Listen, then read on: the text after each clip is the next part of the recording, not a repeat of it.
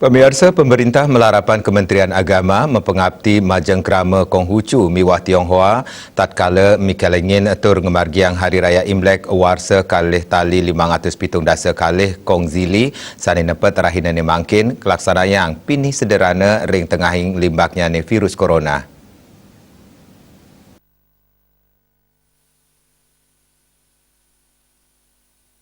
Menteri Agama Yakut Khalil Quomas kadi sane mungguh ring persipun ring kantor Presiden Jakarta mepengabdi Majang Krama sane mikelingin warsa anyar Imlek warsa kali tali 570 kali Kongzili ring tengahing pandemi COVID-19 kemargiang pinih sederhana miwah virtual.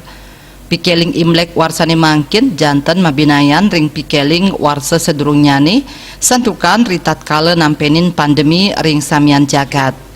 Manut dane ngangganin pemerintah mendak nyargang umat Konghucu miwah Krama Tionghoa mangda nganggen galah Imlek warsane mangkin untuk refleksi miwah mulat sarira saha mapinunas mangda Indonesia sida bebas saking panglalah COVID-19.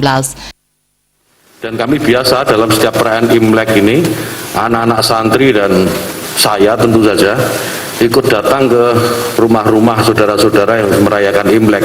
Dan kita senang sekali karena mendapatkan angpau pada waktu itu. Nah tentu karena situasinya sekarang berbeda, Indonesia dan dunia sedang mengalami pandemi COVID-19, saya kira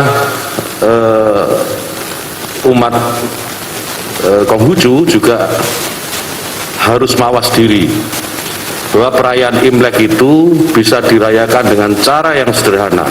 Karena pada prinsipnya seperti yang saya sampaikan tadi, perayaan Imlek ini adalah ungkapan syukur. Menak talar nyokong sajroning pemargin metode perayaan Imlek sane nyarengang para tokoh Konghucu untuk memargiang silaturahmi virtual. Paiketanipun talar sampun mablik bagan sareng para tokoh agama Konghucu. Manut menak samian parikrama pikeling Imlek sidang icenin rasa bahagia nenten wantah Majang Krama Konghucu nanging talar samian krama ring Indonesia. Saking Jakarta, Juli Suwarta miwah Ketut Sumadiasa Nguningayang.